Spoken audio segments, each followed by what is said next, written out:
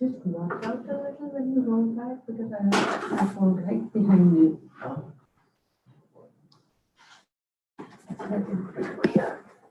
Looking at the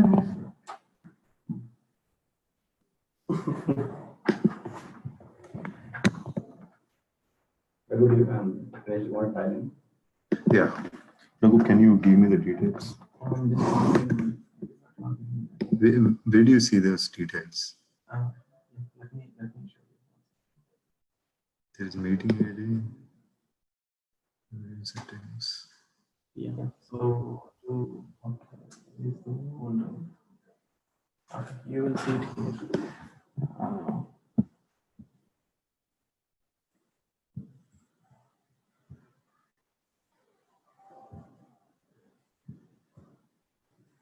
So when you ask to join, it says, do you want to use phone? Right? Yeah, right. There's the phone number you need to dial in.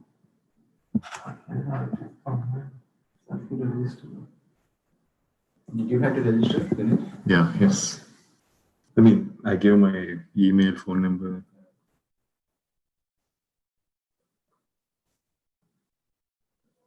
Within the invite, did you not see the this one? We did not see. I think because it is recording, it's asking you to sign in.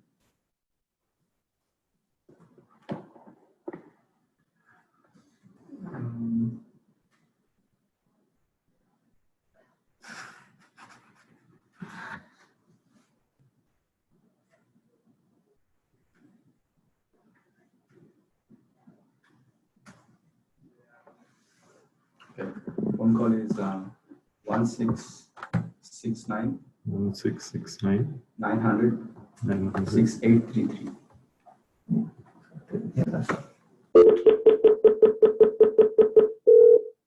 Welcome to Zoom. Enter your meeting ID followed by pound. 785.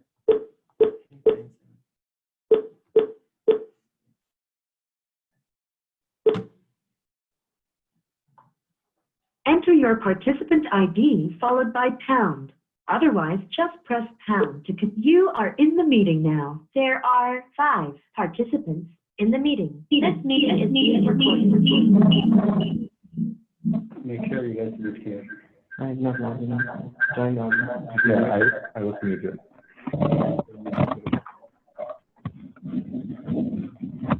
Okay. Do you want to do that or are you planning to project? Yeah, I can project it.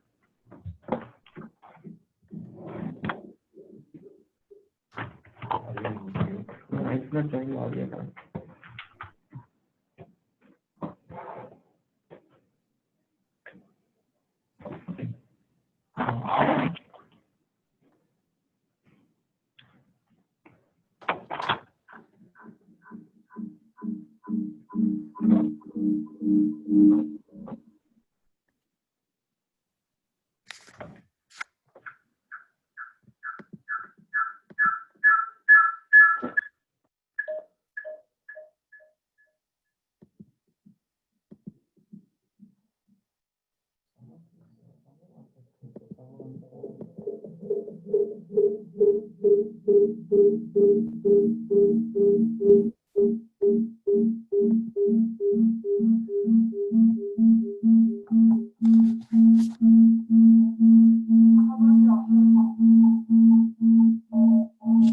Guys, there is an echo. Could you make sure you're not on, your mute is on?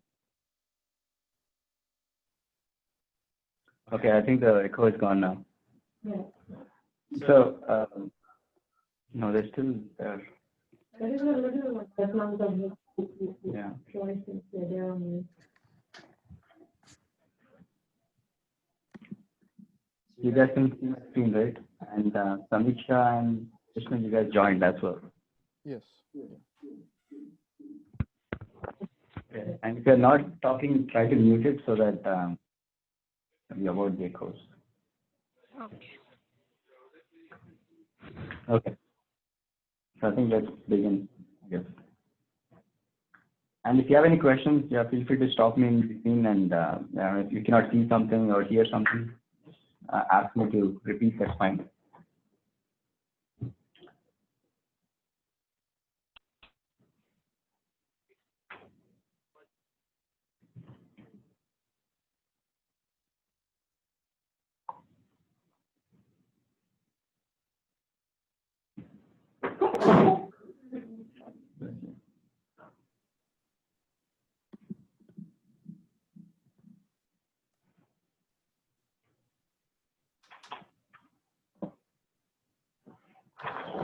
You can stop recording and restart because obviously we didn't do anything.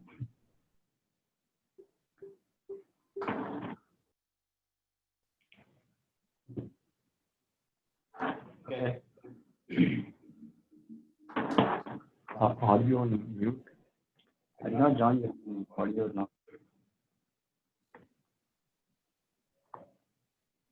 But I want using now. I'm on mute. Somebody's not. Can you please your audio on mute?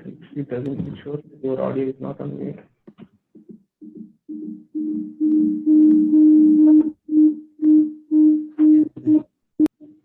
Yeah. But I muted my system, so I thought. No. No, you Okay. have to mute it. Definitely mute it. Okay. On the culprit. Okay. So yeah, the idea of this session was, I know we have few new hires, right? And also with a lot of support work coming over, we want to see if we can leverage you guys as well to help with support. So before we just give you tickets and ask you to just jump in and work on it, I want to give you some overview of the business model and the applications and the process, right? So that it makes sense and you can get some context before you just start working on anything. So at a high level, these are the things I wanted to cover, right? So at high level, I'm assuming that you don't know anything, right? That's why I'm starting this session. That way, I'm not missing anything, right? I'll give an overview of TXT business model, and then I'll segregate what is master data and what is transactional data that we need to be always thinking about, and there are some business terminologies that we use that may not be applicable outside, so you'll get introduced to those words as well, right? And then I'll talk about different applications that are involved because we have ERP system as a backend. It's important to talk about different applications, and when I talk about the process overview and business functions, I'll tell which business function is in which application, right?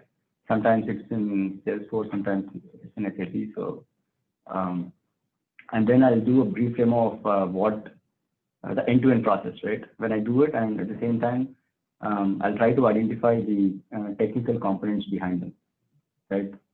So we have, this session, if you ever want to go back and look at it. Hopefully, this will add to a documentation repository. So as I write these, because I'm not going to be using Word, we have, folks remotely joining, so I'll just use Word document. From TXT business model perspective, so again, this is in no way in relation to Dynegy. Dynegy is completely different. End of the day, we sell electricity. That's the core business. But what I mean is the business process or the business functions, they are different. And the way we use we call the entities is different a little. So, so in Texas, we have, I think, 5 TDSPs or nothing but regions. So, and the whole state of Texas is divided into 5 regions, right? So there's North Texas, which is mostly Encore. There's a center. I'll write as well as I speak. 5 regions. So the other terminology uses TDS. Right. Yeah, I'll talk about it. Into 5 regions, right? Or TDSP. Is it 5 correct or 7? I'm keeping honest with you. Even I don't remember, to be honest. I'm thinking 5. So there, you might have. Encore. So if you've been supporting the application, for example, Samiksha might already know these, right?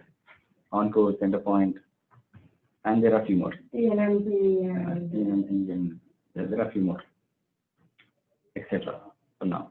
Basically, it is divided into as many TDSCs as you have. So these are different regions, right? Which means, so for example, Dallas comes under Encore. Okay. So so each of these entities or the household, we have a meter associated with it, right? So when I say meter, that's the one recording as we use electricity. That's the one recording. Correct. End of the day, we collect what was the start and what is the end, and we bring on that meter read, right? So Dallas comes under Encore, okay, and they have the EZID number, which is nothing but the premise. That starts with a different unique identifier. That's how we know whether it's Encore versus center point versus other TDS. Okay. So if you go to Houston, for example, that I think that's center point. Right. So different regions come under different TDSPs. I think TDSP is transmission and distribution. Yes. Suppliers, maybe something. Transmission and distribution, could be Yeah. normally we, TDSP or TDU, it's the same. We interchange them, but it's the same. So we have 5 regions, right? And then, the core business that TXU has is selling electricity. Okay. And then within this, we have we serve not only residential but also commercial, right? When I say commercial, it could be any commercial. The restaurant is a commercial business. You know, gas station is a commercial business. Small or large? Yeah. And then we have large business. When I say large business, I'm talking about, 7-Elevens or Walmarts, which may have hundreds of stores within Texas, or, our business is within Texas, so we only deal with anything that is inside Texas boundaries, right? Okay. So if I talk about Walmart, I'm not talking about a Walmart in other states. It's only within Texas. So so you will have multiple Walmart locations, right? So the way we do business with all these is different. So with residential and small business, when I say small business, it's a mom and pop shop, or it could be a one gas station, one restaurant. If they want electricity, they can go online and search for plans. Okay. So residential, we do through online, as in they can go online and purchase electricity, or they can call into call center. Okay. So we advertise heavily. So there's always a 1-800 toll-free number where they can call in and they can just give their details and they can start having electricity. So for residential and small business, it's the same concept. When I say business, it's commercial. And then we have LBM, which is large business. In this case, we don't sell electricity online, right? So if we have 100 stores they want to purchase electricity for, they cannot just simply go online and search for plans. And we don't have as many customers either. So in case of residential, I believe we have about 1.5 million active at this point. Million customers. But with LBM, it's somewhere in thousands. I think 200,000 or so. I don't know. Yeah, because the total is 1.7 million. Yeah. Meters Then that we roughly, have. yeah. More than customers are called meters Yeah. to give a safer survey. In thousands, essentially. Okay. So in this case, when I say thousands, again, this is not 1,000 customers, individual customers, it's 1,000 premises, locations. So they typically have a representative. So if I'm talking about Walmart, and they have about 100 stores in Texas, and they want to purchase electricity. Typically, we have active account managers or sales reps or brokers. They will approach their representative, and then they start negotiating. That's how it begins. And so pursuing that is a big challenge because there'll be competitors as well. So so there's a lot of negotiation back and forth that goes on. Right.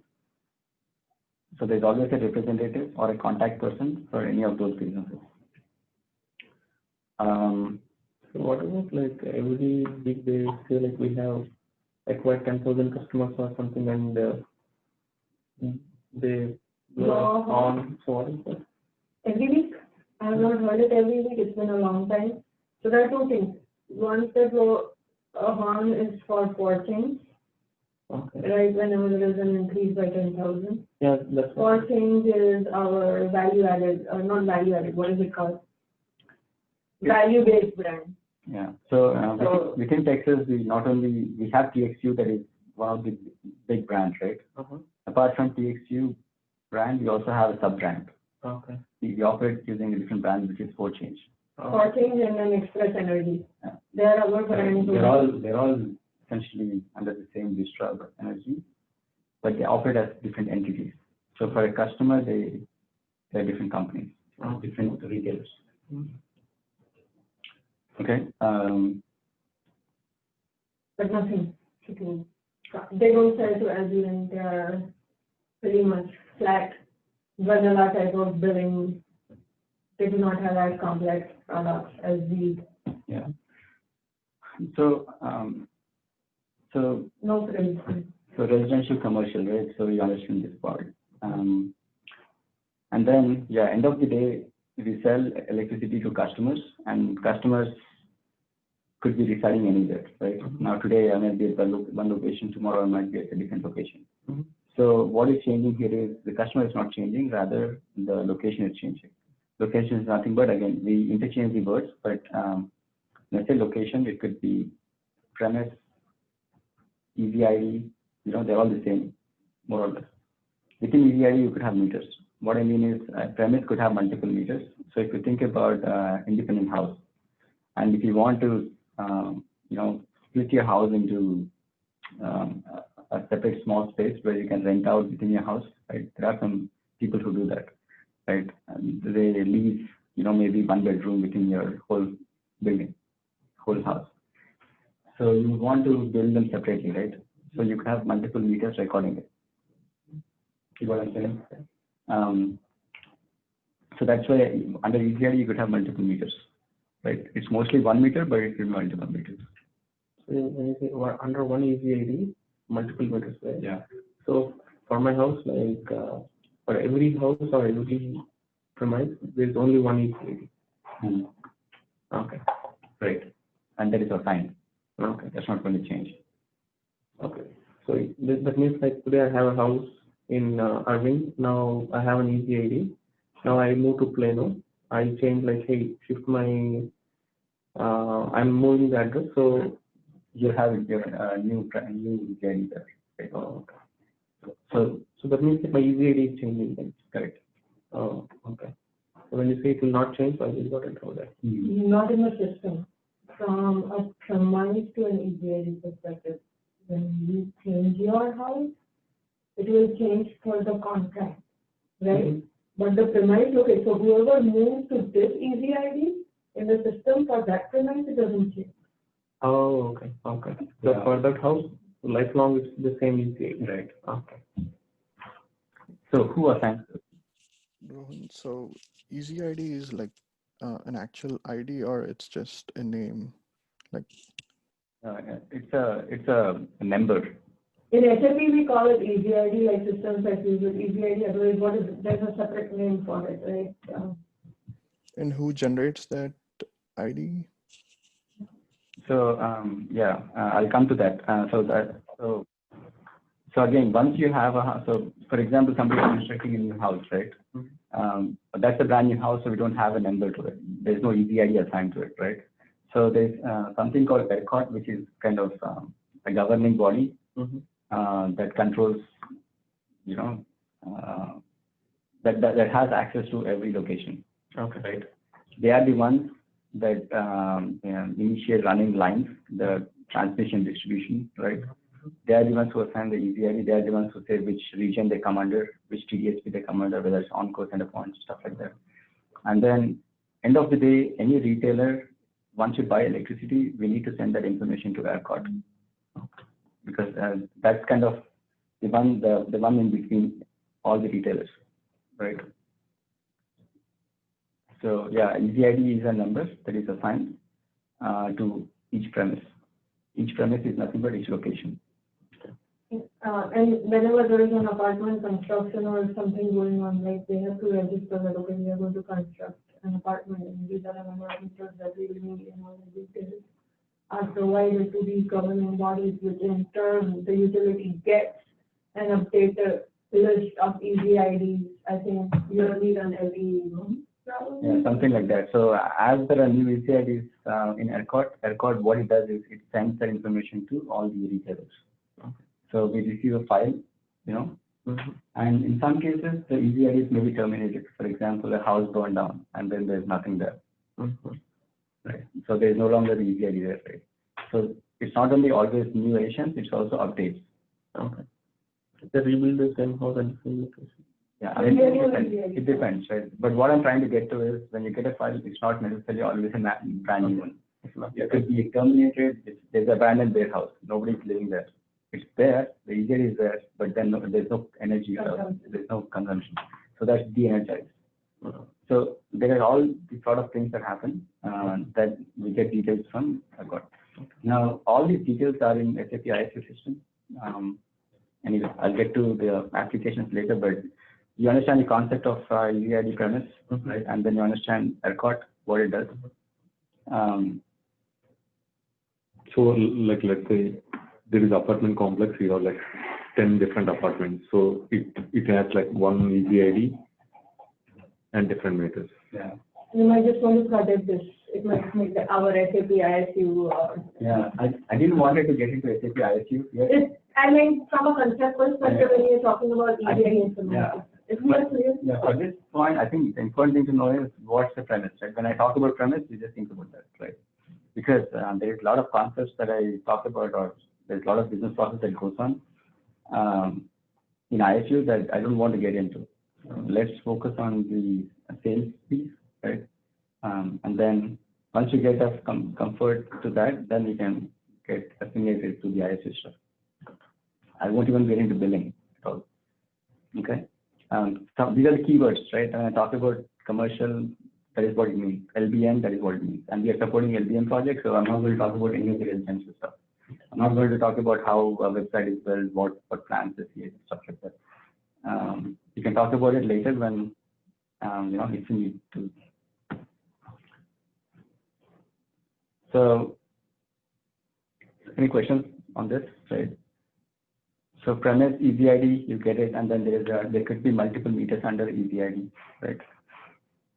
So there are assigned sales reps or brokers for each account.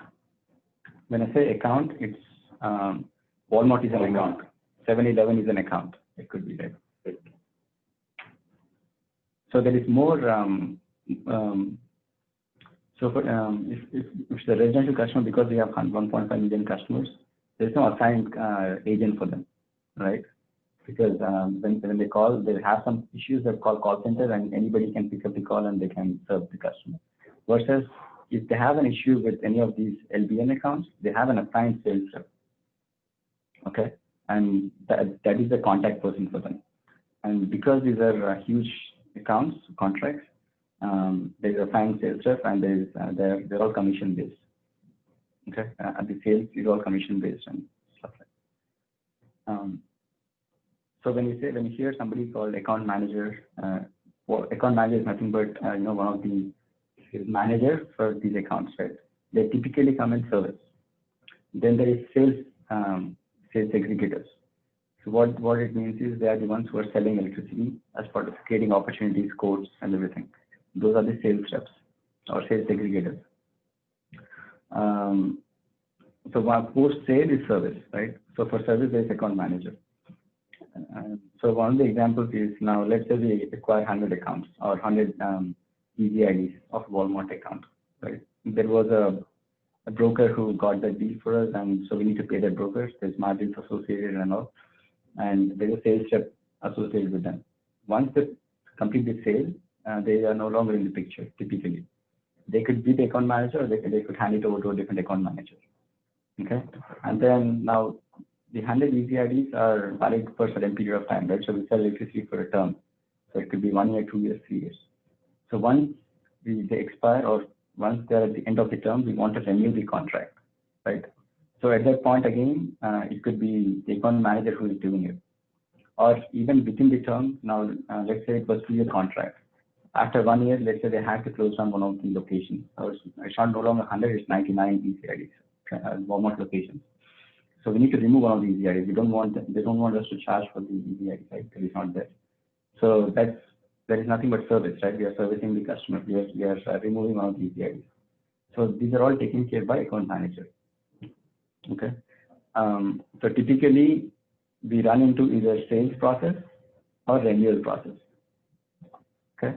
Renewal or any support process. So when I say support, it could be anything related to changing the contract or that is from sales perspective. Now there's a whole lot other stuff happens behind the scenes, which is billing, right? We bill them every month, so they get billed. They send out the invoice and everything. They get paid. They pay us and all. That's all controlled in ISU. But again, sales rep that I'm talking about or account manager, they're still in picture. So they deal with not only sales force with us, with the sales and renewal piece or service piece, but also with billing and invoicing. Okay. So typically what happens is when we get tickets, it could be because of the way it is set up as part of sales in the system that is causing it, or it could be because the way we are billing it could be causing the issue. So there could be scenarios where we have to work together with different teams to figure out, whether it's, our process that is causing it versus if it's billing process that's causing it. So we'll always run into those stuff. Okay. Okay. Now I'll talk about, what are different master data that we house in the system. So far I talked about EasyID, which is obviously our master data, right? EasyID is nothing but premise again. So that master data, that's not going to change. What's going to change is attributes, right? So either we add new EasyIDs or we update EasyIDs, but once they're assigned, they don't change. In very rare cases they do, but they're very rare cases. It could be all different reasons. But from our perspective, EasyID is our master data, right? And they are housed in ISU, SAP application. When I say ISU, it's one of the SAP modules. Industry-specific utilities, that's one of the SAP modules. This is our ERP system, okay? So this is our master, this is the source of truth. ISU is the source of truth because that's where they're initially loaded. Now, we may replicate that information into Salesforce and all, but that is still replicated data. That's not, so if anytime you think what is the most up-to-date information that is supposed to be ISU, SAP ISU, okay? So EasyID, or we sometimes call it ERCOT EasyID, it's the same, okay? Because again, ERCOT assigns EasyID, that's why we call it ERCOT EasyID sometimes. Just don't be confused with that. And then obviously accounts, right? So account is nothing but the customer, right? So within account you'll get contacts and all. I'm not going to really go into those levels, but so account in SAP we call it business partner. This account you're talking with respect to SAP. In Salesforce it's account, Okay. right? That's the account objects, right? Okay. But in SAP we call it business partner or BP. So when somebody says, this BP is not replicated or whatever reason, what it means is they're talking about account. Okay. And then what's the binding thing between, so the whole point of account and EasyID is to sell something, right? What's the tiny thing? That's the product. End of the day, customers come to us to buy a product. So that's our master data as well. Now, again, product as of now, it's the master data is in SAP still, but it's in CRM application. Okay, SAP CRM is the source of truth for products. Product is nothing but like the kind of whatever they are taking. Like let's say I enroll for up to 1000 kbps, this much charge or something. Like I have a Right. different plan, you have a Yeah, different plan. essentially, yeah. So if you have a 12-month term, we will call it as a different product. Okay. For residential, there's a lot of products because we keep changing stuff. So there's free nights. I don't know if Right, you've right. heard of this product. Free night for Yeah, something. there's weekends, free nights. These are all product names. End of the day, they all have price in it. That's the key factor, right? Now, whether you charge 9 cents, 10 cents per kilowatt hour, they come up with, and sometimes they give free gift card by enrolling on a product. So, right. But this is all in the essential work. In LBM space, there are very limited number of products. Okay. What changes is attributes. So at a high level, I'll say a lot of residential products. Before we go into product, just a quick question. Yeah. So usually, like when we talk about an account, we always think of like Walmart as an account, and then all the subsidiaries like premises are like kind of Locations. sub accounts, right? They are like They're not child sub-accounts. child accounts. No, they're not accounts. Okay, each one is an individual account. Then. No, so when I say account, Walmart is an account, right? So under Walmart, we have 100 premises. Yeah, 100 premises. Or 100 easy IDs. 100 easy IDs. So like, will I say like Walmart location admin is again an account for me, or is that a different? It's not an account. It's not an account. No. So only Walmart means there's only one account. Correct. But and everything else is kind of called as an easy ID. Correct. Different EGID. Right. So under account, what information will you capture typically? You typically capture their head office location, right? Where the address where you can send the bill, right? Those kind of details. Oh, okay. Under that, you'll have contacts, which are nothing but the people who we can reach out to, or right? Okay. Yeah. Okay. So each contact will be associated. Let's say like for account, Walmart has 10 easy IDs. So Walmart account in Salesforce has 10 contacts, and each contact says like, okay, this contact is associated with easy ID 1, something like that. No, contacts are associated with the account level. Yeah, means in the account, like we associate 10 contacts. But which contact? Typically, we don't have such scenario where we have 10 contacts. I mean, we don't contact per location. There is one contact. Primary contact. Yeah, primary contact from Walmart. And they're representing all those EPIs. Oh, okay. So it's not like one contact per easy ID. No, that's not typically the case. There's always a primary contact, and then there are multiple secondary contacts. Okay. Now it's up to account managers how they want to manage that. Okay.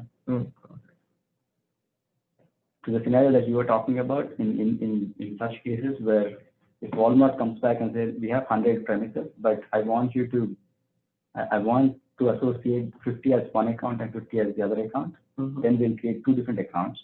We'll create a parent account, and we associate the two child accounts and the parent account. And parent account won't have any easy IDs under them, but child accounts have 50 easy IDs under one and 50 easy IDs under the other. Makes sense? So there is a concept of primary account as well in our system. Yeah, I didn't want it to something there. And makes sense, right? Yes. Samisha, do you have any questions? Are you following? Okay. Yes, I'm following. Okay.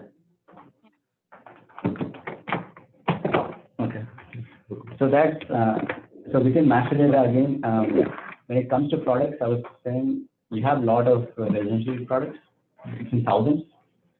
At any given point, there could be only 10 active, right? But there'll always be new products, because the reason we have new products is as price point changes, because in winter you have different price points, in summer you have different price points, right? Yeah. But in LBM space, there are limited number of products.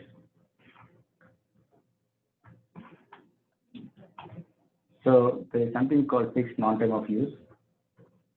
What this is a fixed price. So if you're contracting Walmart, again, we still use Walmart as the example, with 100 easy sent to them. So as part of negotiation, right, we can offer them different things. So we ask them, do you want a fixed price or do you want variable price? So when they say, okay, I just want flat price, if I'm taking 5-year term, if I'm trying to contract with you for 5 years, I want fixed price, right? I don't want it to change for the next 5 years, right? That's called fixed non-time of use. Okay. Non-time of use. Right. NTOU is nothing but non-time of use. There's nothing to do with time of use or the usage. That's a fixed price, right? And there are, and then we have complex settle and complex swing.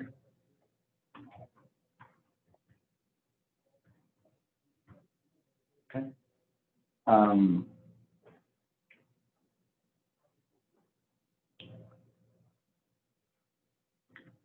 So these are different in the sense that, I mean, as the name suggests, they're complex. What I mean is, when I say, so in the earlier example, it was 5 years, right? It's fixed price, right? Now, when I say complex settle or complex swing, I'll talk about complex swing first. What it means is, Walmart will say for 100 ECIs, this is how much I'll consume. Okay. They'll say, I'll consume, let's say, I don't know, 10 megawatt hours, right, for this month or for this year. And each month we bill, so let's go by month. So for that month, they say, I'll consume this much usage. Okay. So what they'll say is, okay, if you consume this much usage, as you say, which is 10 megawatt hours, I'll charge you 10 cents. Okay. But if you go over or under, then I charge you depending on the rate at that point in time. Okay. So as an example, when I say, so they say this much, and then within that you have again, we talk about swing, as in how much do you want a variation. So they said 10 megawatt hour for that month, right?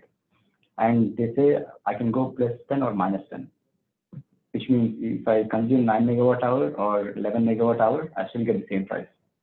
Okay, that's swing. Swing is nothing but how much they can go up or down.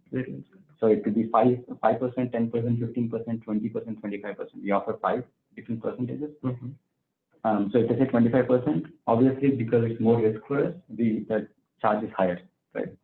It makes sense that way.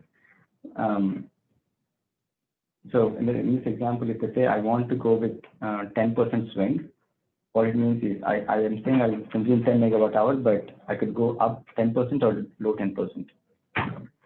So even if you consume 9 megawatt hour, between 9 and 11 megawatt hour, if you consume for that month, it's still going to be the same price. There's no difference. Okay. But if you go either below 9 or above 11, then we charge you at the current rate. As in at that point in time when we bill the customer, because we have to go buy electricity again, because we thought they're going to consume between 9 and 11, but they're consuming more or less, right? So either we bought, so we have to get that energy from somewhere, or whatever energy we already have, we have to sell it to somebody else. Because we are at loss, we charge them premium. Okay. So these are all very complex scenarios and products. That's why these things are not offered to residential customers. If you and me, if you ask me all this stuff, we have no idea, right? So that's why when I talk about contact for an account, they have to have awareness about all these things, right? In fact, they are at a very, they contact weather services to predict what is the weather for the next 5 years. There's a lot of analytics that goes on behind the scenes, because for a Walmart account, the amount of power they consume is high, and the amount of money they pay per month is also high, right? So there's a lot of money. So there's a dedicated person associated just to do this, just to find out what is the accurate price, the best price we can get. So understood, right? Complex swing.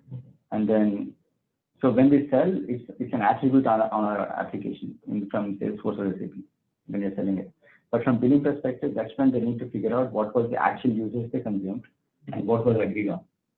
And then if there is a addition, if they consume more or less, then we need to apply additional price, right? The premium price, that all calculation goes on in billing. Okay. Okay. Complex settle is kind of the same where they say,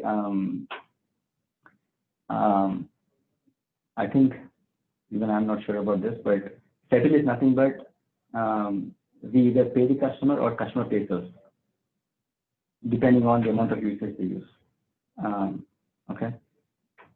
But end of the day, it's the product associated with the application, and then it's based on the product, we know how to bill the customer. Okay. So within LBM, we have two kinds of contracts that we create.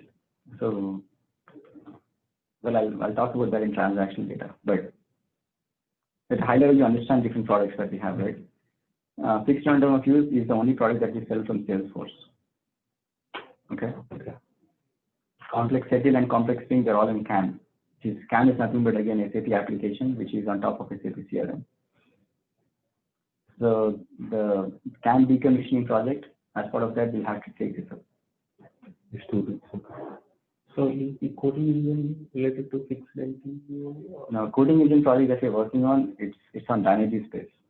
It has nothing to do with TXU. Oh, yes, right. Okay. Product is always related. I mean, product is at the account level, not ECID level. True. No, it is at the ECID. When I say it's not at the ECID level either, it should be at the contract level, right? So that's when transaction data comes in. So as of now, we know that we have ECID, we know that we have account, we know that there is product. Now, end of the day, all these three things come together in transaction data, which is nothing but contract. Okay. That I'm going to get into, okay? Okay. Right. So we have all these three different master data entities. We need to tie them together, right? So when a customer calls, when an account calls us, they choose which product they want to enroll on, right? And they tell us what is the ECID, which is the address location, right? So we tie all that together in a concept called contract. And that is your transaction data. Sorry, I missed the middle part. Is there a reason we put fixed one time of use in Salesforce and not the other two? Yeah. So Salesforce was not in the picture initially, right? Mm-hmm. But initially, back in 2008 or whenever we implemented SAP, it was only SAP, CRM, CAM, and IoT. Okay. So we were selling all these products from CAM. Okay. Mm-hmm. Now the business went out and they bought Salesforce in 2011, mm-hmm. and they implemented initially some of the business processes in there. And then they asked us, the CAM process, which is from beginning to the end until we get the price, it was taking a lot of time. They asked us to see if we can get the price sooner. Right? As part of that, we built fixed number of use in Salesforce. Okay. Okay? So it was more like a POC or a small step. Right. So there is a story behind that, but yeah, when I get to different applications involved and high-level business process, I'll talk about what's from Salesforce and what's in CAM. So complex settle, complex string, and there are a few more products. Okay. Business secure. I don't know. There are a few more, etc. Okay. These are not limited set, but these are the most common ones that we'll run into. Okay. So again, transaction data, when it comes to transaction data, obviously contract is the thing that binds account, EDID, and product, right? Yes. But so contract has, now when I say contract, what if it has 100 EDIDs, right? Right? So in SAP CRM, we create 100 different contracts. Okay. Well, I take that back. Not 100 different contracts. We create one contract, but then it will have line items under them. Right. Okay. So contract line items.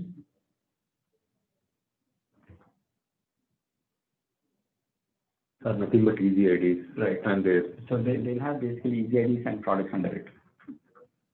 And at a contract level, at header level, you have account details as well as account and some other attributes like payment terms. Okay. Some header level data. So are you talking this is with respect to SAP system or like Salesforce? I'm talking about SAP system, and then we'll try to associate that Salesforce data. Okay. Okay. The terminology will be different a little. Okay. So yeah, because I was just looking for some opportunity or something. So, okay. does each easy ID have different products because it is under one account? It is possible, but we don't try to.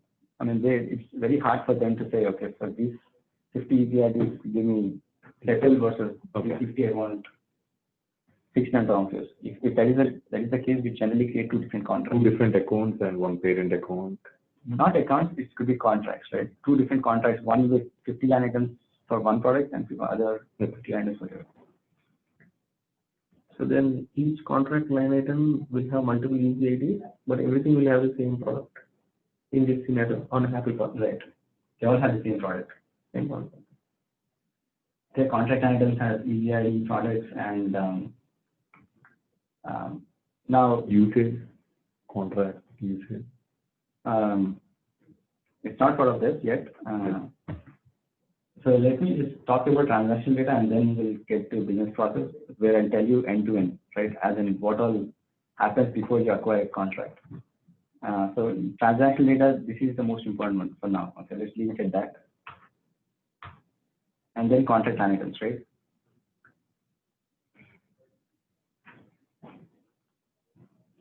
So this is in SAP. We call these as assets in Salesforce.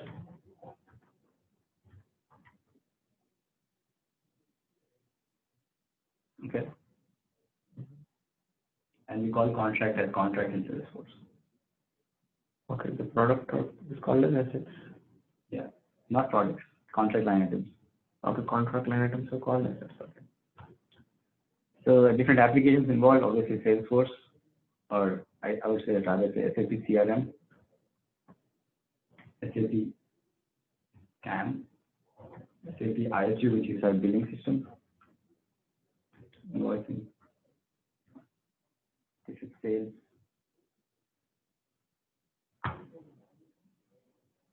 This is for all products, right? But Salesforce comes into picture only for fixed and office.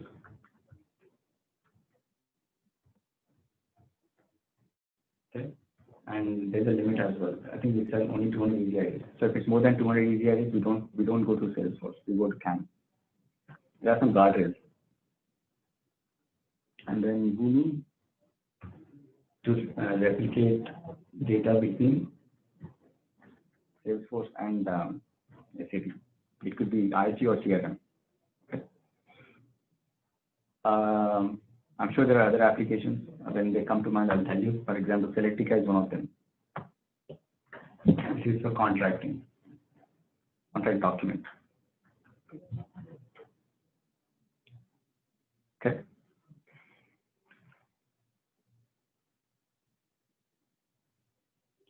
So at a high level, I'll talk about how we acquire a customer from end to end, right?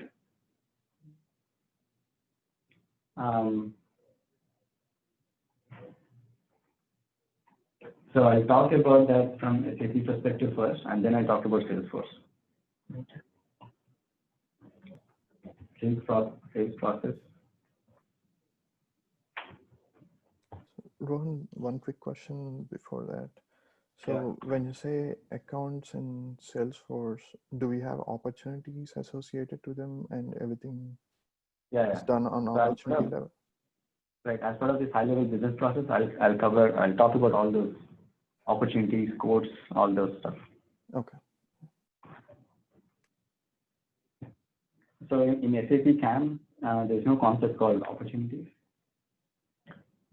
They manage that outside, I think. We don't use opportunities in CAMP. We create code, right? So a code could have, under a code will have multiple easy IDs, obviously, right? It could be any member, right? I think the largest account we have is, I think, 11,000 or 11,000 easy IDs or something, okay? Comcast. So we create a code with multiple easy IDs under it, right? So what is happening here is, first a sales rep understands how many easy IDs they have, right? So we make sure that those easy IDs exist in our system, which is ISU, right? If you don't have it, we go get them. We sometimes create them. More often than not, we have all those easy IDs in our system, okay? So before they create a code, they create an account. Create an account or business partner first, okay? So that they understand how many accounts they need to break that into. In some cases, we may have to create multiple accounts. In some cases, it's only one account. Assuming a simple scenario, it's one account, right? Create partner, and then we choose, we create a code with multiple easy IDs, and we select a product, okay? And then we define some attributes. When I say attributes, it could be term, payment. Term is nothing but number of months, right?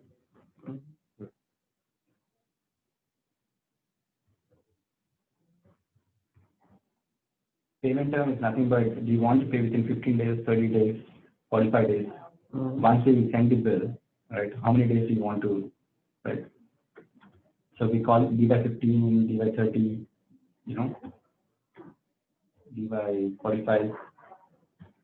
Essentially what we're saying is, you know, how many days, what the due date should be. Based on this, we define what is the due date, okay? And then if the product is a swing product, then we ask what is the swing. We want 5%, 10%, 20%. Swing is applicable. And then payment terms, that, okay, and invoicing, we call it bill method. What it means is, do you want a bill with all 100 easy IDs under the same bill, or do you want them to split? Okay, billing perspective. So it could be one side, one invoice, which means each individual easy ID will have one bill. One side, multi-invoice, multi-site, multi-invoice. Right. Okay. So just, I mean, I think you get the concept, right? Yes, yes. So it's essentially to break down the billing, whether it should be under one easy ID or one bill or no, right? And there are a few more attributes, okay? So the reason we capture all this information is, how do we get the price for these? How do we say what this is the price that you're going to pay, right? Or are you willing to pay? So that's where the concept of usage comes in, okay? And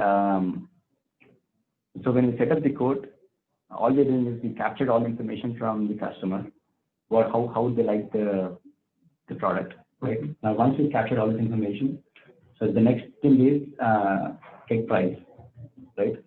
Now, as part of price, there are a lot of things involved in it.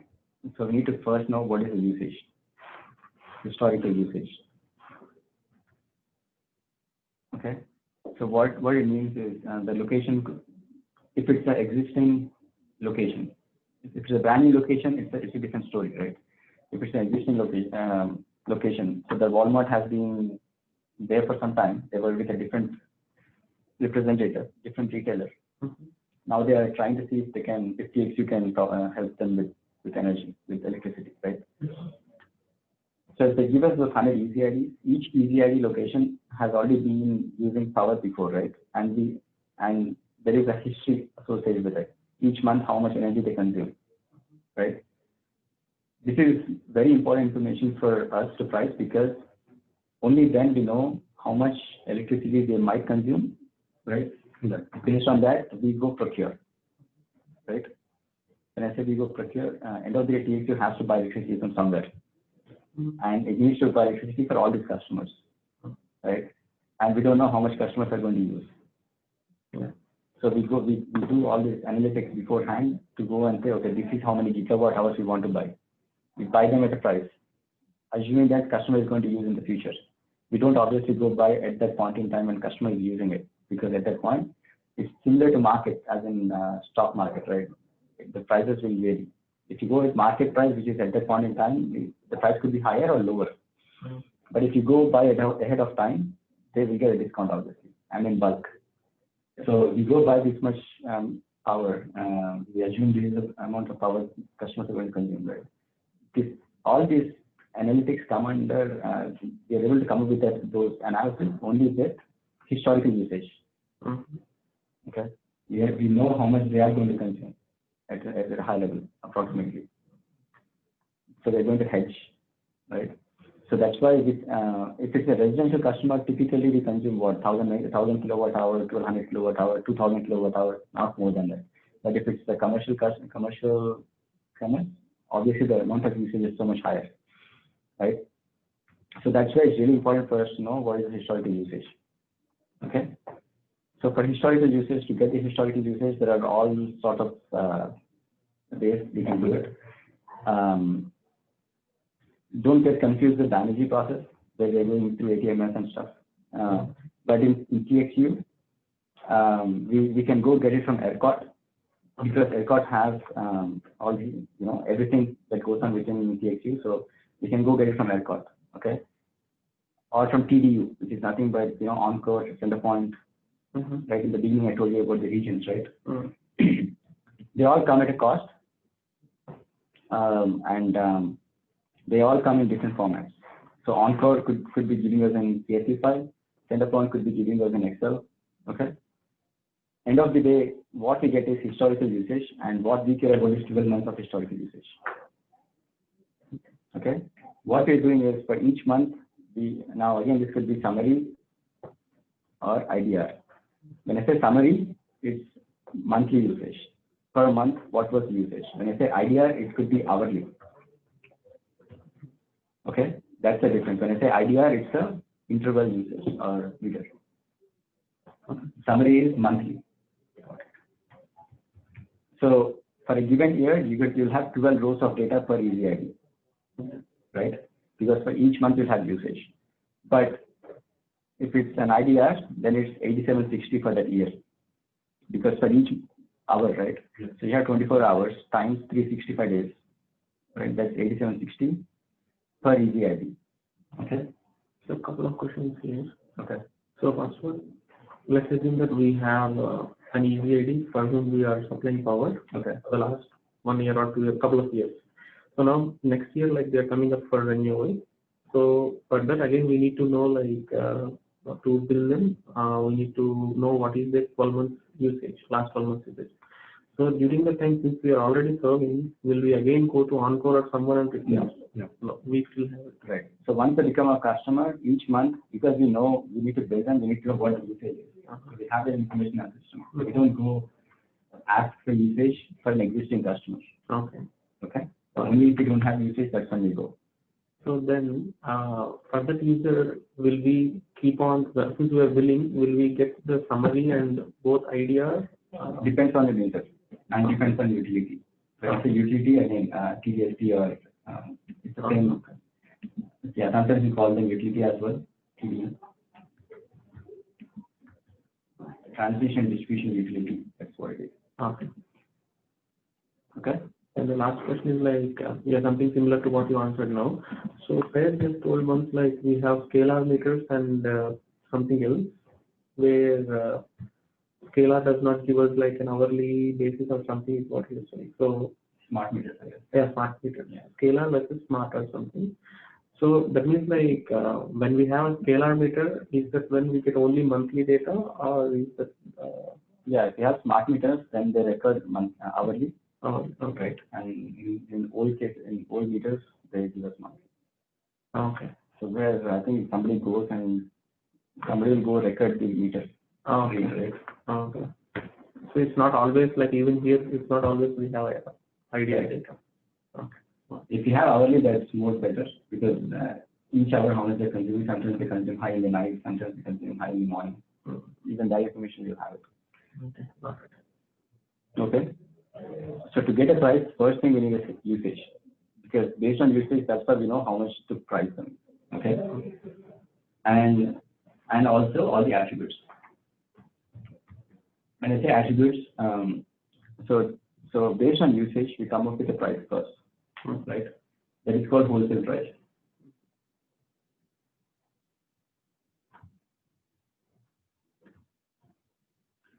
When I say wholesale, Luminant is our wholesale company. They sell us electricity. So we go to them and we ask, okay, so this particular, these attributes and this much usage, how much price would you like to give us, right? So what they're doing is they see what is the current market price, right? And they have these algorithms that they run and they come up with a price. That's the magic that goes on behind, right?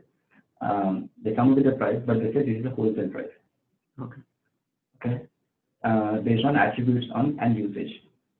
Okay. When I say attributes, these are the attributes, right? Term, payment terms, thing, whatever, all this stuff.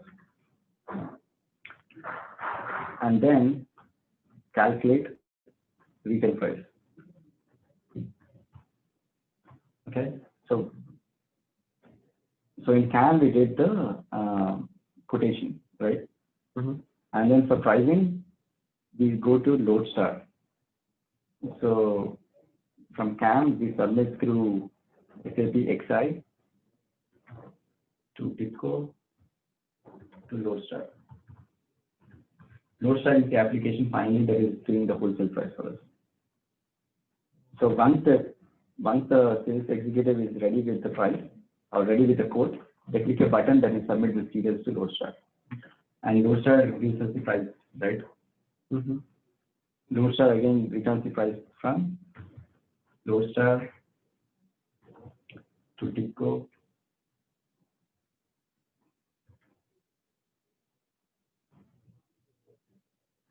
to CAM.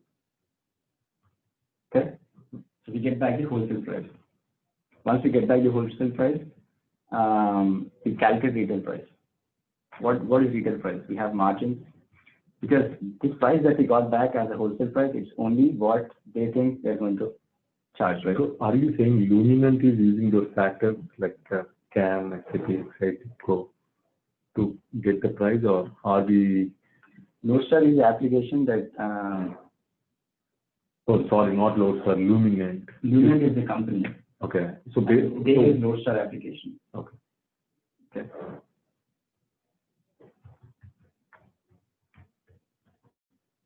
Okay, Luminant is the company, they use Lodestar application, so we need to send our details to Lodestar so that they can price it. Okay. Once they price it, it comes back into SAP CAM, right? Now, once we get back, again, this price that we got is wholesale price. On top of it, we need to add margin, right? All the overhead that we have. Right. Any typical business practice, right? Right. So we calculate retail price using margins and I don't know, there is other stuff.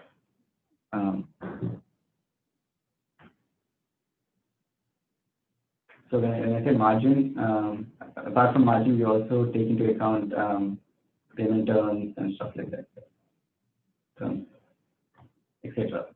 We take all this into account and we come up with a retail price. So if the wholesale price was 8 cents, for example, because let's say we had a broker in between, right? Now we need to pay the broker as well, right? So there will be broker fee. Broker fee could be a flat fee, or it could be every month as they use the usage, you could be paying monthly. Again, there are other stuff, but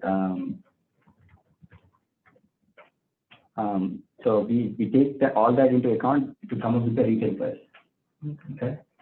Now, once we get the retail price, that's when we say, okay, customer, we have the price. Would you be willing to accept? Now, this was for one quote, right? Right. Now, obviously, customers will be willing to understand what is the price for 12 months, 24 months. Right. So they may be giving multiple quotes, right? And they get back price on all different quotes.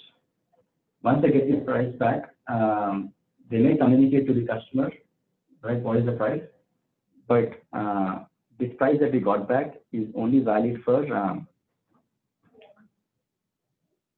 24 hours. so price is valid if quoted before 2 p.m. Price is valid until 5 p.m. The next day. that day. Oh, before the. If quoted after 2 p.m., price is valid until 5 p.m. next day. Okay, that's the business rule that we have. And then finally, once the price is back, we generate contract. So here we click a button from CAM to SAP Exile to Selectica. Selectica is a contract generation or content generation application. So we send all the details that we have, price, customer details, everything. They generate a PDF document, I guess. It will come back and you sit in SAP Excel, SAP CAM. And we give those details to customer. We send that to the customer. And the reason we send that is we ask them to sign it. Yeah. Customer signs, right? And this is all assuming happy path, right? Once the customer signs, then there is RCM review. RCM team is nothing but because there is a lot of things happening in between, and this is real-time pricing, and these are huge deals. We have one more check, right, which is RCM team. What they do is they review everything, whether the contract details, the signing, contract details that entered, the document that got generated, whether it is accurate, all the legal terms, they're accurate. Okay, once they approve it, then we say. Who is the RCM team? PJC. Okay. RCM review, and then we acknowledge. We use Oracle words here, acknowledge, hedge, with, not acknowledge, but accept with Lodestar. What I'm saying is, now we may have quoted 5 different quotes, but customer might only accept 1 quote within that, right? Now, how does Luminant know which one got accepted, right? So that is the final step that we do. Okay.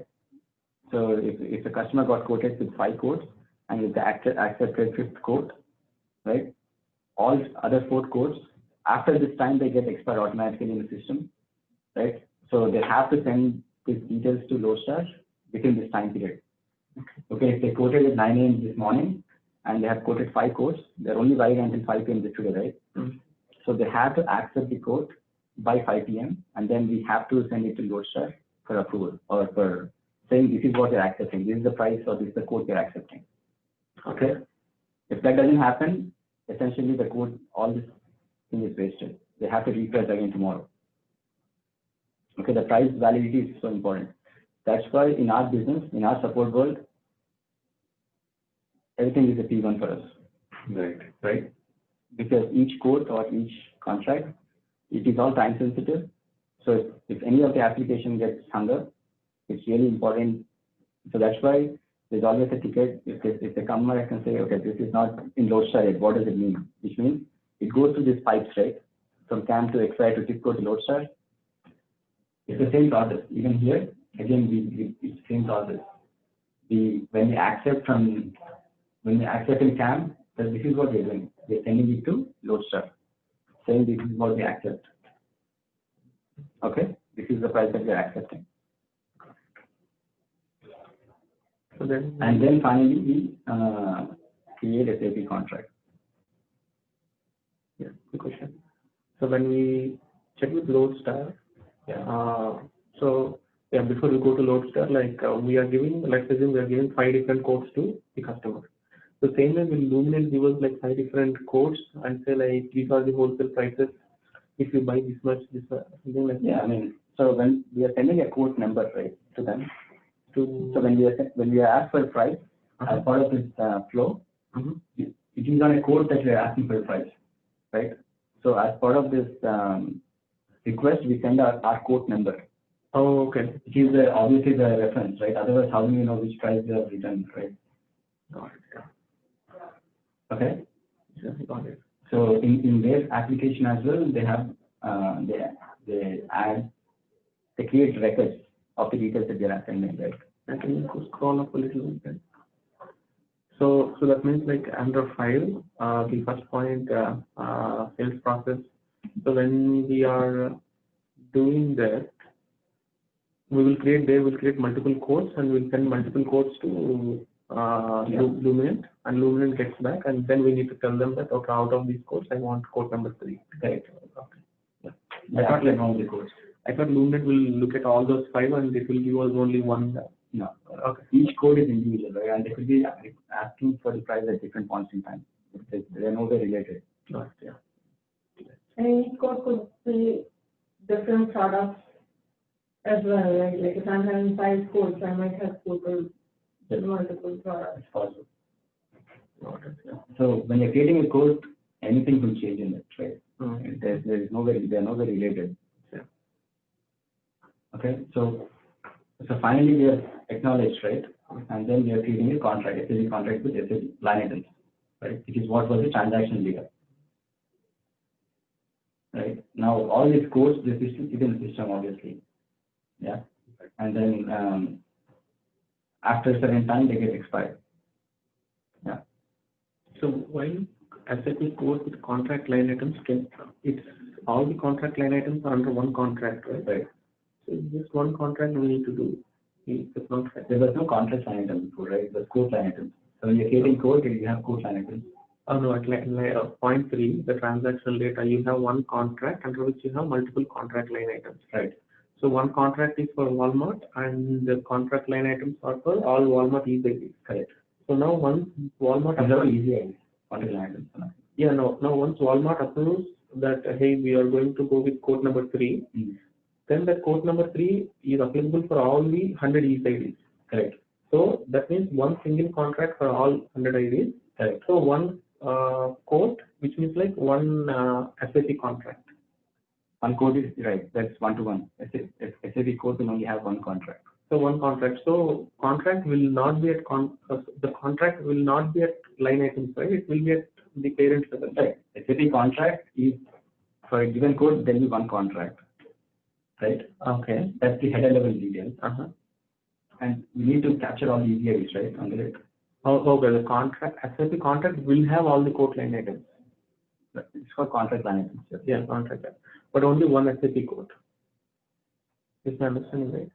One SAP code. Yeah. After 5 that you have quoted, then access one code. Okay. We only convert that code to contract. As part of that conversion, we will also carry all the EDIs under the code.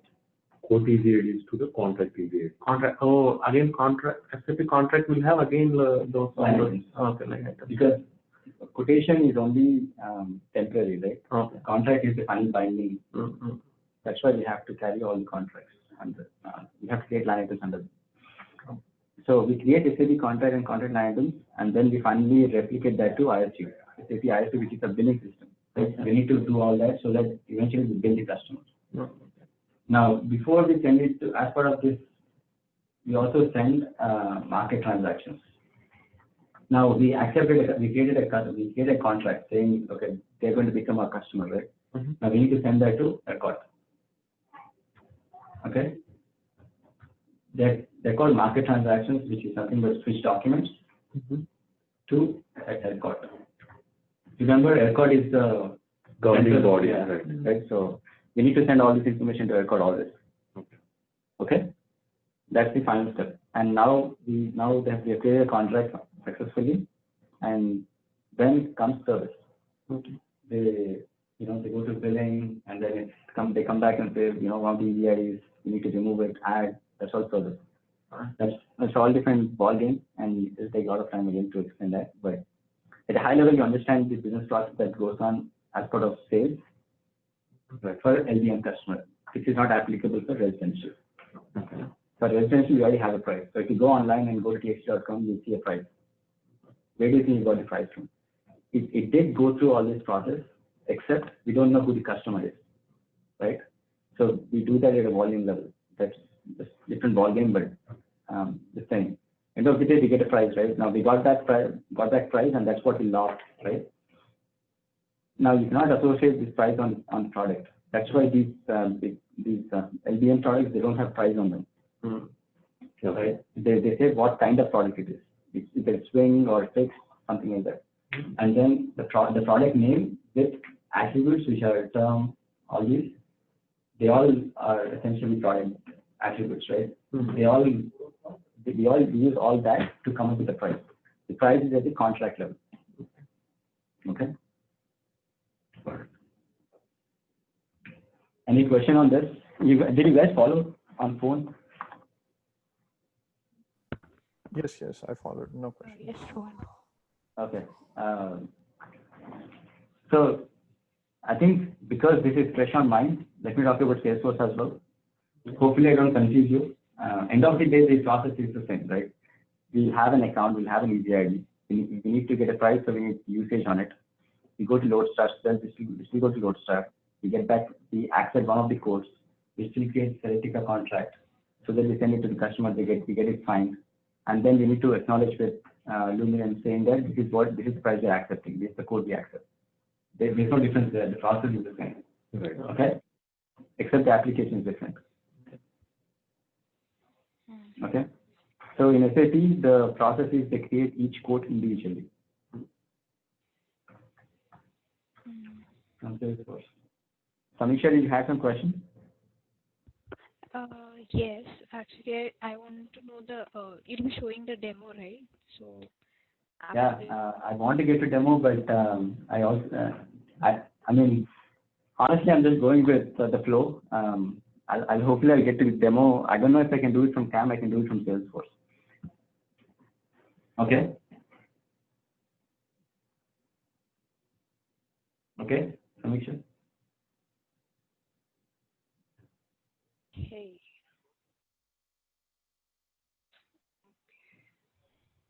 So from Salesforce perspective, essentially these are all the same, right? I'll copy this and I'll just change as needed. Okay. And I'll talk about the applications as I go along. So from Salesforce perspective, we create account, right? We create opportunity, and then we create codes, and we create we associate easy IDs under the code, under code easy ID. Okay. These are all objects in Salesforce, right? Code, and when I say easy IDs, we have an object called ERCOT easy ID. Easy ID that has easy ID details, right? We create code easy ID, which is nothing but a junction object between code and easy IDs, ERCOT easy ID. Okay? Following, right? This is junction object. So, so when you go on a code under related list, you'll see code easy IDs. Right. Yeah. And then product is only 600 on queues, so yeah. Attributes, we have all these attributes at the code level. On the Salesforce side, we do all this stuff just for NTOU, right? Yes, 600 on queues. Okay. And we only do it for 200 easy IDs. If it's more than 200 easy IDs, we don't use Salesforce. Then why are we account like let's say in our contract object creation, so we're creating contracts from CAM, so it might have more than 200 easy IDs. So all those data come into Salesforce, and there can be like more than 200 easy IDs, right? Yeah. We're not creating those contracts in Salesforce. That is only for Celestica that we're trying to, not Velocity CRM, we were doing that, right? Okay. That's not current process. Okay. So yeah, it's the same, right? We create account, opportunity, codes, and then we set up all these attributes at the code level, and then we get the price, right? So instead of can we use Salesforce, obviously, this is always happening in Salesforce. And then we use Boomi instead of SAP XI. Okay. So from Salesforce, it goes through Boomi to TIBCO to Lodestar. It's the same concept. We send historical usage and attributes to get the price. We are in the process of doing away with TIBCO environment. Good. So all will be doing Eventually. Eventually, there is some time to go before we are there. So again, coming back, Boomi and Salesforce. Are we doing anything with layer 7 in this process? Yeah, honestly, there's layer 7 get involved. So layer 7 is a secure gateway between Salesforce and any internal application, but yeah, there is layer 7 as well.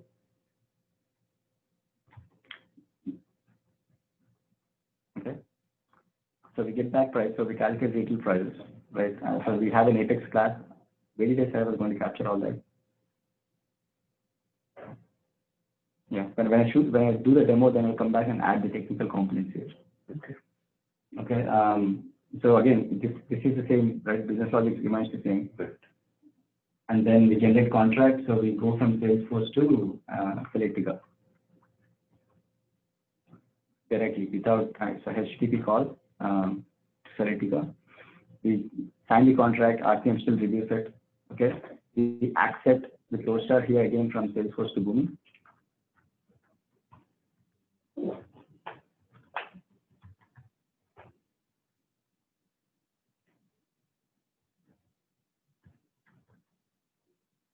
Okay. And then we create SAP contract. So as part of that, create SAP contract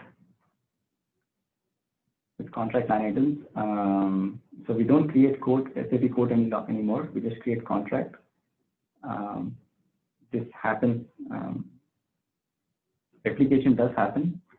Now this from Salesforce to, in fact,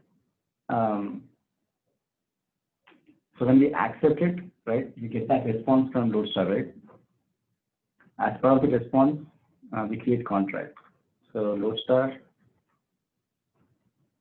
TIBCO, Boomi, we call create contract in SAP. So when we send the details, we saying this is the code I want to accept to Lodestar, right? Lodestar responds saying, okay, acknowledge. I got it, right? So as part of that, that details also come through Lodestar, TIBCO, Boomi, right? And then from Boomi, as soon as we have that acknowledgement, we immediately create a SAP contract. Okay, with contract line items, and then we replicate to ISU.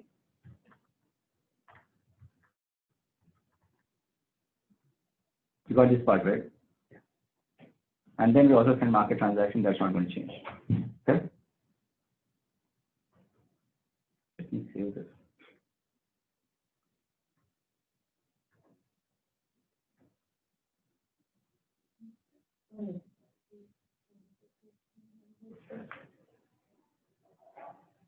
Okay. So now I'll do a Salesforce demo. Okay. I'm not going to go through CAM because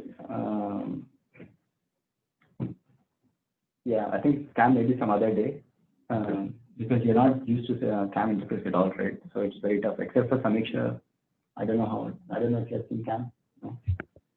Yeah. No, not CAM. So even Samiksha is saying. Say that, Samiksha. Yes, so I haven't worked for CAM. You haven't, right? Yeah. No, I haven't. Yeah. Okay, that's fine. So as part of decommissioning, we look at a lot of CAM speed. So before we start that project, maybe we'll go through that. In fact, we might ask somebody from business to demonstrate it, not even me, right? Because that way we actually get, because I mean, I'm going to talk to you only based on what experience I have, right? Business users will be using the application very differently than how we have built it. So anyway, so in Salesforce, what we have done is, so we need to create all these, right? All these features. Right.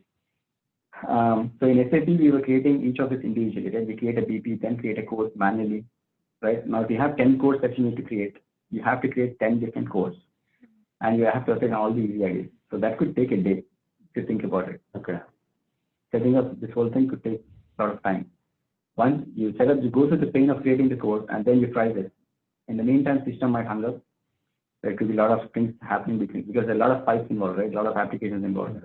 and the price is time sensitive. It's only valid for a certain time, right? Right.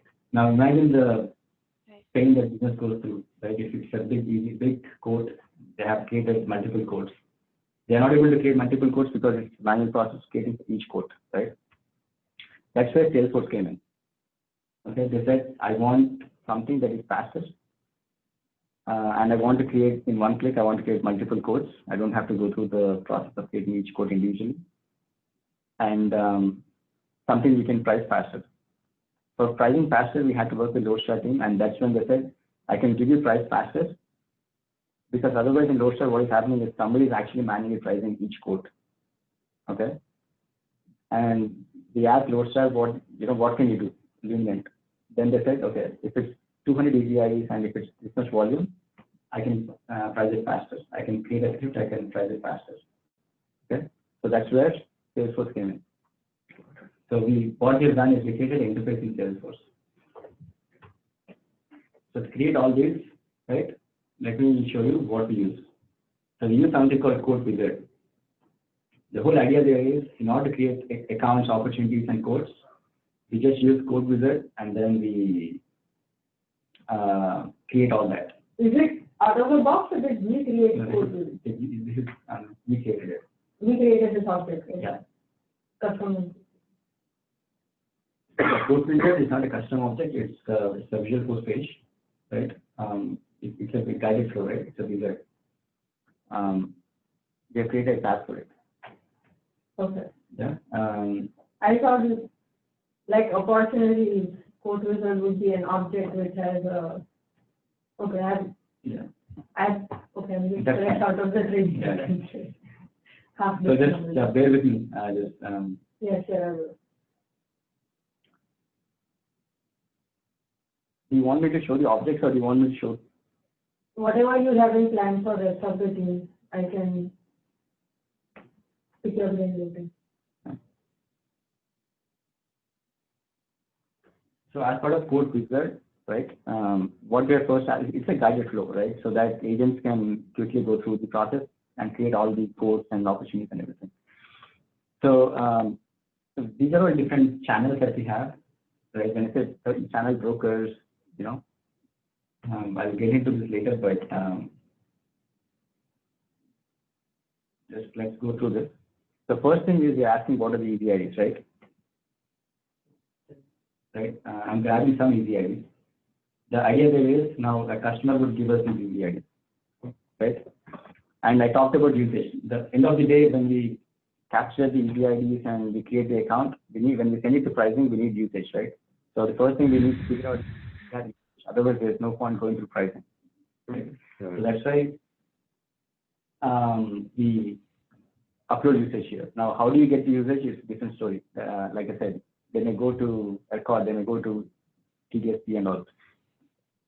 We'll get a usage file, and we clearly are saying, up to 200 EDIs to continue, right? It's not more than that. So they'll choose a file, which could be a CSV file and all that. We do next. We added the EDIs that we want. I'm only adding 2 EDIs, not 100, right? And here we are asking what are the customer details. Okay? So there's a name and then their address. Okay? We're capturing these details. If you think about it, these are the customer details, which means we create an account with these. Okay? And then we have a validation for the address they're given with geotags. There's an application that validates the address that they're given and whether it's correct or not. Now, these are the attributes that I was talking about. Because we need to, so the whole point of this process was capture all the details so that we can create the account, opportunity, quotes, right? That's the idea, right? Now, all the details that go on them, we have captured in each screen. Okay, that's what is going on. So first we captured EDI at the top here, right? And then we captured customer information. Now we're capturing all the attributes that we want to add on the quote, okay? So bill format is nothing but, again, we want one bill versus multiple bills, right? This determines it. What is your start date? Start date is one of the other attributes. So it could be August 1st. Okay. Hub zone, I don't know what these are. I know, but I just don't remember now. These are again what the attributes, right? This defines what should be the price and what all terms. So if you observe, these are multi-select pick lists, which means we capture all these details, and for all of these permutations and combinations, we create one quote. So, and then net days to pay, whether it's 15 or 20, right? And then swing, right? And then market index, I don't know what this is, tracked. There's only one select option, but these are all the attributes, okay? Now, if I selected only one term and one net days to pay and one swing, it will be one quote. But because I've selected multiple, it will go from, so think about it, hub 12, net 15, 10 is 1. Hub 18, net 15, 10 is 2. Hub 18, net 20, so there are like, I think you create about 8 quotes or something. Right? You got it? Right. You guys following on phone, right? Yes. Yeah. And then finally, we are asking to review whether all the details that you captured is correct.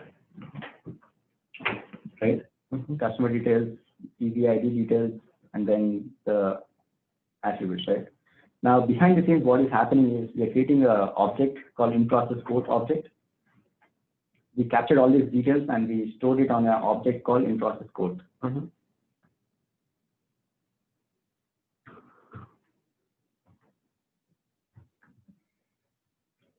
So quote wizard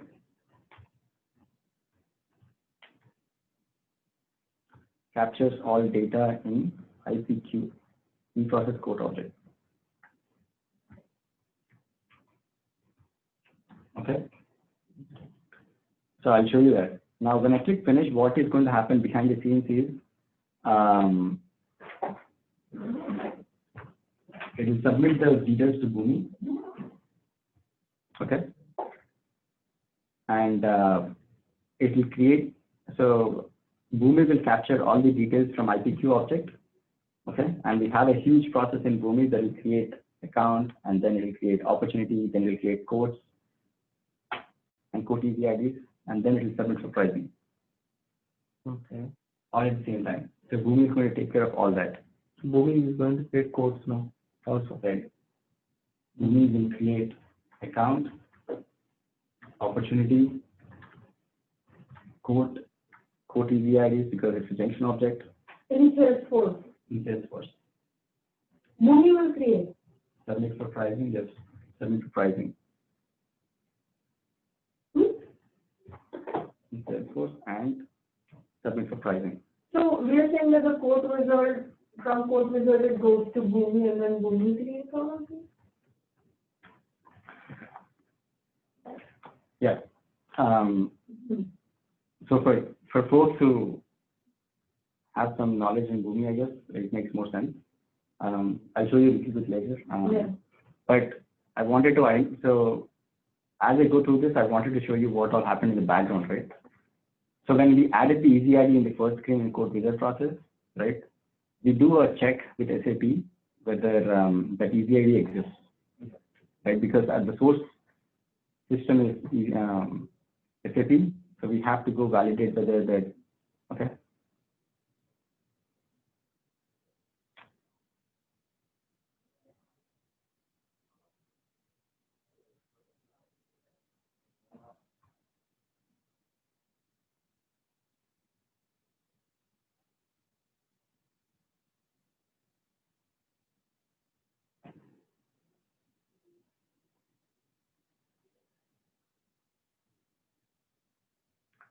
Okay, so in the background, I mean, I know you ignore these, but initially when we started the quote wizard process, we call this in-process pre-parse EasyID main process.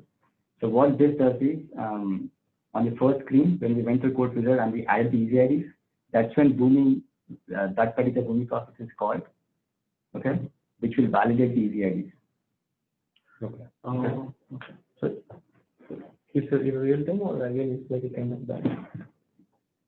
It's real time, right? I mean, it's asynchronous.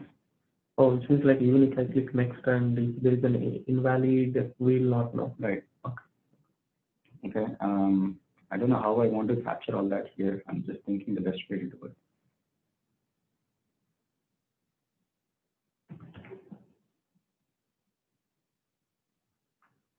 Capture easy IDs. Here,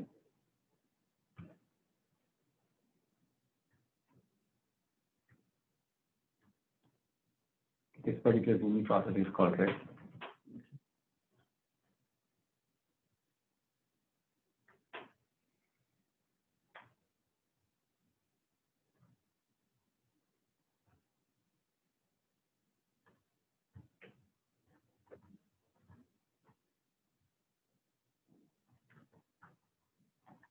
Okay. And then capture customer details and quote attributes. Okay. And again, all these details that we captured on Code Wizard, they still go on Code IPQ object. Okay. Finally, now I haven't clicked submit yet, right? That's why you are not seeing another Boomi process. But what will happen right now is once I click submit, okay, the finish, right? Another Boomi process will be called, which will create all that. But in the meantime, like I said, we capture all the details on an IPQ object, in-process quote object. So if you observe, the BDR test name was the customer name I used, right? And all the selections, 10%, 15%, one set, one invoice, 12, 18, all the details are captured on Code Wizard. They all were added to in-process code detail object. And the EasyIDs are under in-process code EasyID object, okay? And if I click on this EasyID, okay, this is again a junction object. This is nothing but a ERCOT object. This is a junction object, right? ERCOT EasyID is the other object, which is the master, right? I mean, which will have the EasyID details. Got it? Yeah. So hopefully you followed all that. So Code Wizard, all the details we captured is on IPQ object, right? And the EasyID is under IPQ EasyID. Okay. Now, if you observe in Boomi, it will start. So this is the main process that is called. Now, if you observe, it's still running. That's what is happening in the background. It's trying to create. It's trying to create opportunities and everything. And you'll observe them. Let me just add it here so that you have the information. Boomi will create process. Will create. So this is the main process. There is the async process as well. You understand that, right? For anything that we call from Salesforce, we have a main process and we have async process. And you understand why. Outbound message, it is an asynchronous process, right? Yes. So when I say main process, just look for a sub-process as well. I'm assuming you don't understand that. So the async process, right? Okay. So every main process is an async process. Now, if you refresh in-process code, you will start seeing opportunity. Opportunity name just got created. So as you create those data in Salesforce, we add that details to IPQ object. So if I click this,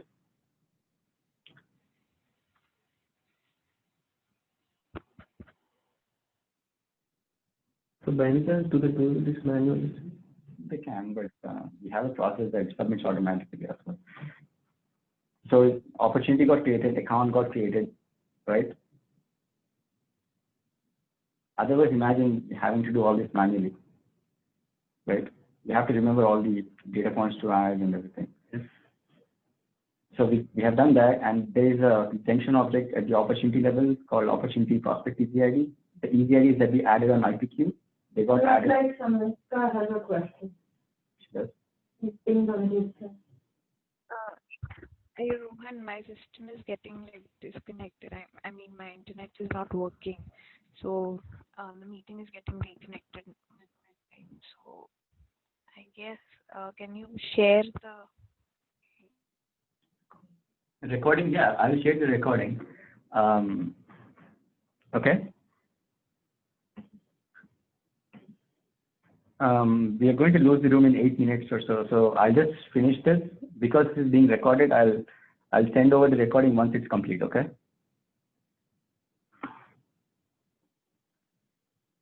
So yeah, we have opportunity created and then opportunity easy IDs. It's a junction object again. Okay. And then, so here's the in-process code that from which we created all these opportunity prospect easy IDs. And under this, if you observe TXUNG codes, these are all the codes that got created. If you observe the code name, the combination of attributes 12 month have 10% is the name of the code. So how many did we get created? 8. So we created 8 codes with those click steps. So imagine how fast we have done all this, right? Now, not just that, we have also submitted for Lodestar for pricing. Okay. So all these codes got created in process code or are they separate codes? From in-process code object, we captured all the details and created all these opportunity codes. Yes. Now, if you observe, we have status here submitted. This tells whether it has been submitted for pricing. Okay. This is still in draft, right? Now, if I refresh this, I think this gets submitted now. In fact, it got submitted and also assigned in Lodestar. Okay. So if you again refresh this Boomi process, I think this is complete now. This was the Boomi process that is complete. Okay. And these are nothing but everything that we are exchanging with Lodestar. Okay. That's right. So is it at the same time it goes to SFDC as well as Right. We create in Salesforce and then we capture all those details and send it to Lodestar for pricing. Okay. Once you submit for pricing, what Lodestar does is it sends back saying it has been assigned. That is the details we got back. Okay. And then once it's assigned, we are supposed to get back price as well. Now, if I wait for a few minutes, it should come back with price. It's again automatic. It's automatic. Okay. Because now from Lodestar, once the price is, they push it, right? So it means like since it is less than 200, it gets automatically priced, and we get automatic with no human intervention there also. Right. Okay. Happy for that. Right. So this Boomi process is for statuses, right? So get price, Acknowledgement. and in between this, what happens is Boomi process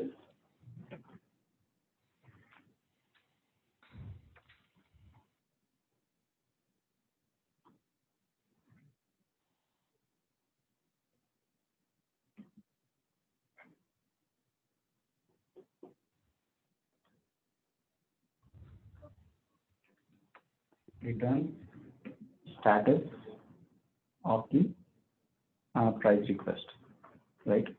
Assign stuff like that. Correct. And then Boomi process, there is one more process that will return price. I don't think it has come back yet, but I'll give you the process name as well. That should appear there. Okay. And then what happens is all these codes will go to pending status. Okay. Okay. I'll just keep capturing the technical details so that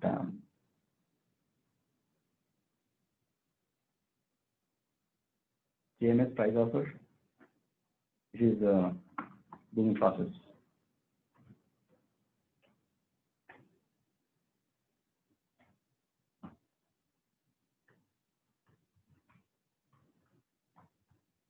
Wholesale price from Lodestar will come through Boomi process. This, okay. So when I say get wholesale price, so this is the submit request, right? And then when we get back, I told you it comes from Lodestar TIBCO to Boomi, right? When I say Boomi, this is the process name. I can add it here, but if you want, right? That is the Boomi process name, right? Okay. And for submit, it's this process, the SFDC code main process, right? This is nothing but this from Salesforce Lodestar Boomi. Got it?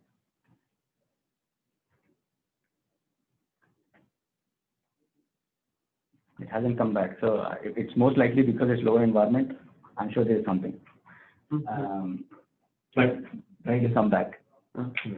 So now pricing is back, right? Now, again, like I said, we'll see So if It's we're pending not files. seeing anything that, normally typical timer just says it's 5 minutes. Yeah, it should be If the we, same. Right? in production, if we do not see it in time, we start getting alarm. Or doing research. So, business also has access to Lodestar application where they can see that the price has been sent, right? If it's assigned, which means Lodestar has not sent us back. Or it might have sent it back, but it might have got stuck in TIBCO or Boomi because that it has these applications in between, right? Selectica doesn't come in place. No, not yet. For and Lodestar, right? Yeah. Okay. Okay. Now, calculate retail price. Once it comes to Lodestar in SAP Salesforce, we have something called retail code trigger object that has the pricing calculations. If you go to the class, it has all these calculations that happen. So once we have the price, right, assuming we have the price on this, then we because we have a price now, we can talk about the price with the customer, right? And remember, I don't know, Ganesh, you worked on this, right? So on here, export the price proposal. What they do is they capture all the details in an Excel sheet or the PDF. This is the HTML page you worked on. Oh, okay. And they send these details to customer. Okay. Right. And customer might access all these codes, right? So they go into the code and then they create a document. They'll click on generate document. To print Contract. Yeah. That's when we send that details to Selectica. So this is a visual post page. Behind that there is a fixed class. Yes. It's pretty easy, straightforward. If you know that you have to go here, then right. So once they do that, you have the contract. Then they go to opportunity. Okay. Assuming we have a signed contract, customer has accepted one quote, right? I think they click on sync somewhere. Sync for accepted contract. What this means is we are saying this is the contract I want to accept. This is the quote I want to accept on the contract. Okay. Right? Once we do that, then we send it to Boomi and everything. So there are again technical details behind it. We are just close to time, so I'll just stop here for now.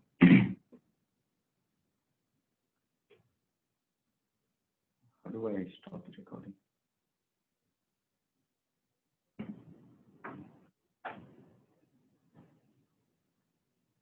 So I think he's down.